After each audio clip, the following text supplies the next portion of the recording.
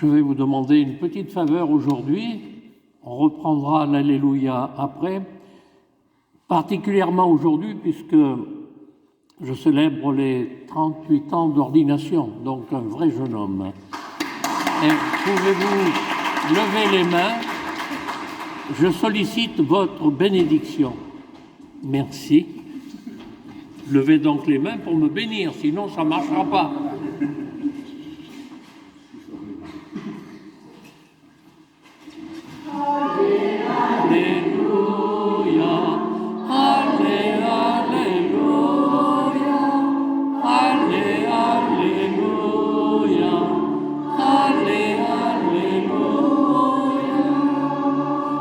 Le Seigneur soit avec vous.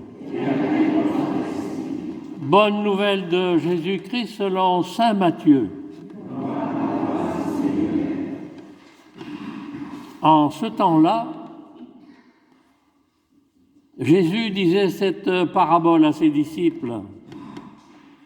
Le royaume des cieux est comparable au maître d'un domaine qui sortit dès le matin afin d'embaucher des ouvriers pour sa vigne.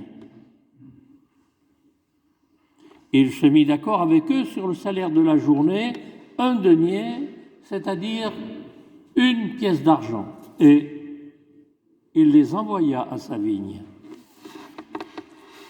Sorti vers 9 heures, il en vit d'autres qui étaient là sur la place sans rien faire.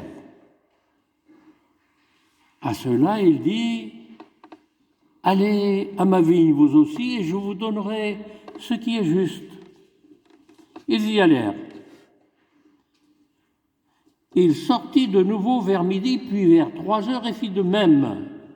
Vers 5 heures, il sortit encore, en trouva d'autres qui étaient là et leur dit: pourquoi êtes-vous restés là toute la journée sans rien faire? Et ils lui répondirent: parce que personne ne nous a embauchés. Il leur dit: allez à ma vigne vous aussi. Le soir venu, le maître de la vigne dit à son intendant: appelle les ouvriers, distribue le salaire, et commençant par les derniers pour finir par les premiers. Ceux qui avaient commencé à 5 heures s'avancèrent et reçurent chacun 1 pièce d'1 denier. Quand vint le tour des premiers, ils pensaient recevoir davantage, mais ils reçurent eux aussi chacun 1 pièce d'1 denier. En la recevant, ils récriminaient contre le maître du domaine. Ceux-là, les derniers venus, n'ont fait qu'1 heure, et tu les traites à l'égal de nous, qui avons, nous, enduré le poids du jour et de la chaleur. Mais le maître répondit à l'un d'entre eux: mon ami, je ne suis pas injuste avec toi. N'as-tu pas été d'accord avec moi pour 1 denier? Prends ce qui te revient et va-t'en. Je veux donner au dernier venu autant qu'à toi.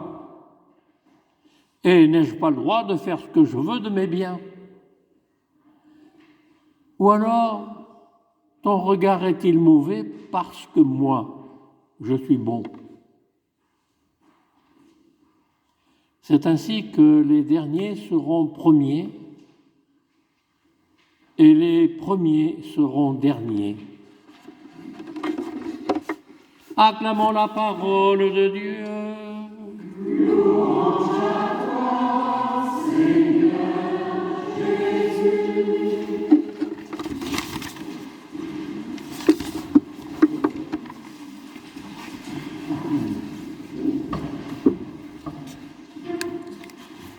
Voilà un envie qui peut s'approcher. Tu commences ton catéchisme, eh bien, reçois l'évangile de Jésus-Christ, Fils de Dieu, et médite-le, comprends-le avec des frères et sœurs, petit à petit, en communion, en communauté. Bonne lecture, bonne méditation.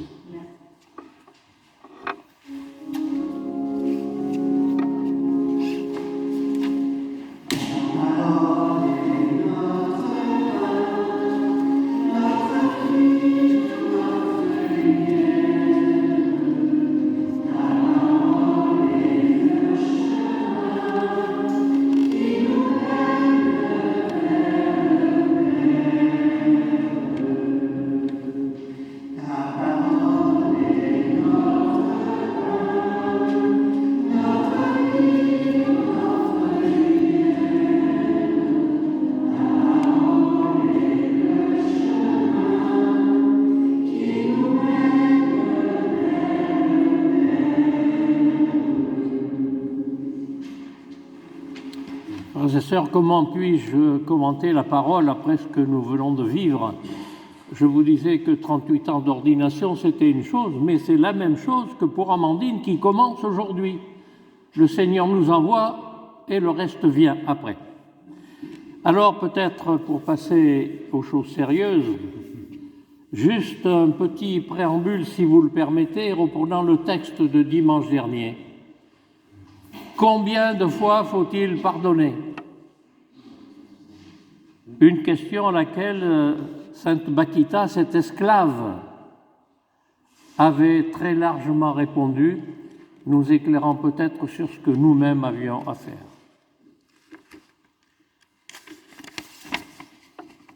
Et frères et sœurs, aujourd'hui encore,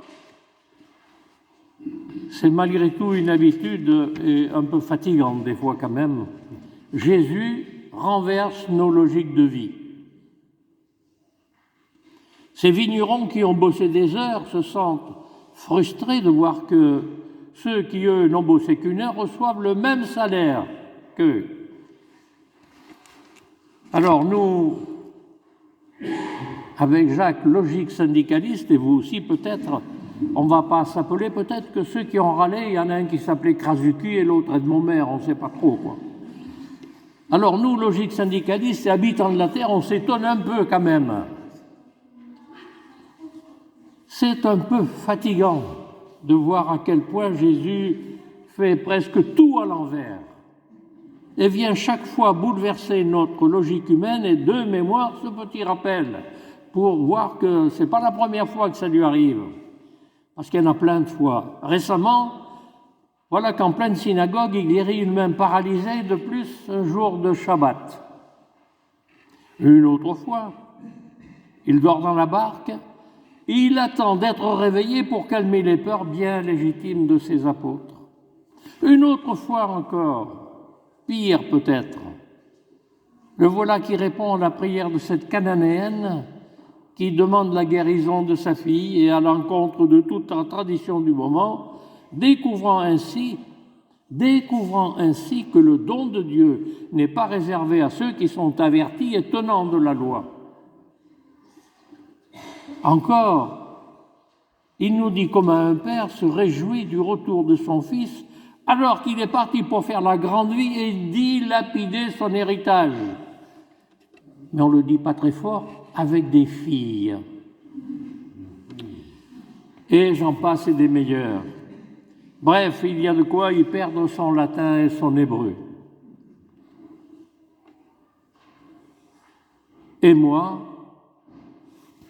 et nous aujourd'hui, comment pouvons-nous comprendre, comment pouvons-nous lire, entendre ce que Jésus veut nous dire?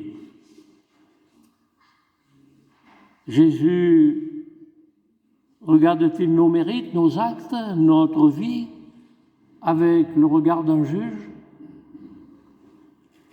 Et une petite anecdote, si vous le permettez. Un jour, une rencontre de chrétiens, mais chrétiens estampillés, des gars qui avaient l'étiquette comme il faut, de bons chrétiens, catholiques.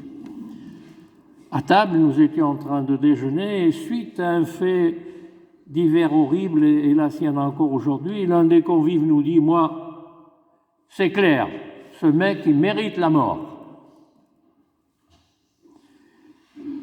devant cette affirmation, tant soit peu logique, un peu comme tout à l'heure avec l'argent qui est donné plus pareil, c'est un peu étonnant.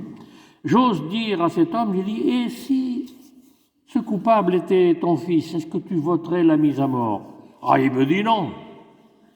Ah bon? Il dit pourquoi non? Parce que c'est mon fils.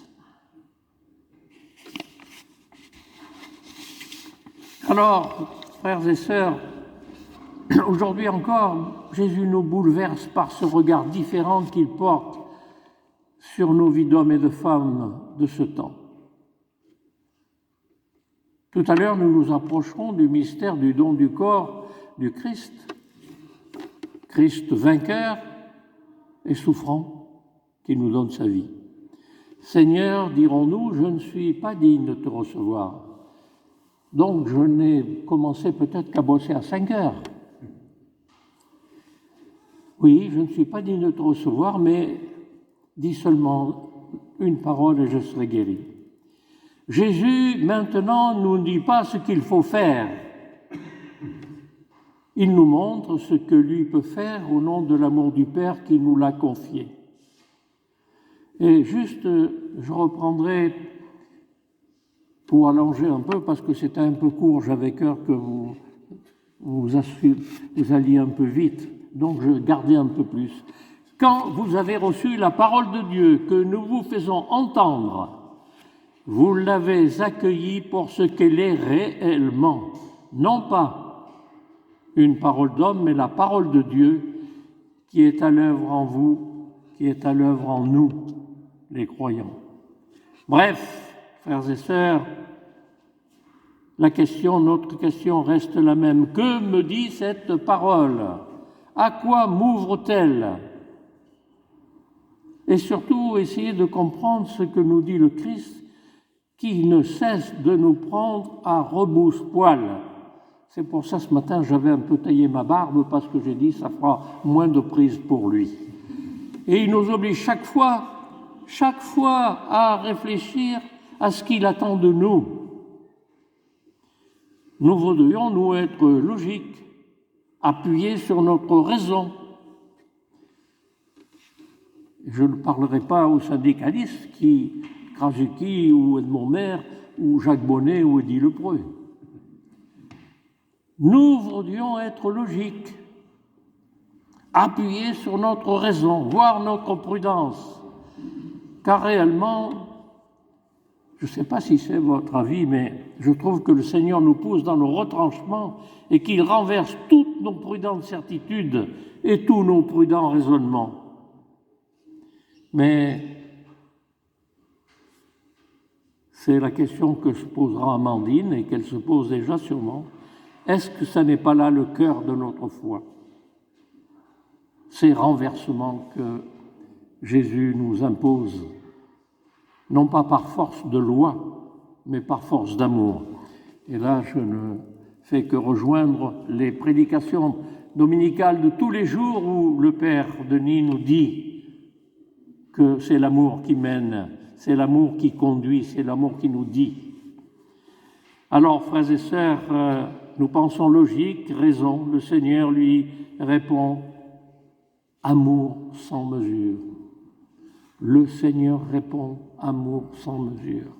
Et appuyons-nous peut-être sur Isaïe qui nous a dit dans la première lecture que notre Dieu est riche en miséricorde, que ses pensées sont au-dessus de nos pensées. Ça, on s'en rend compte souvent. Appuyons-nous donc sur le psalmiste qui loue la bonté et la tendresse du Seigneur pour toutes ses œuvres. Et aujourd'hui, ici, découvrons ensemble cette promesse du Seigneur. Amen.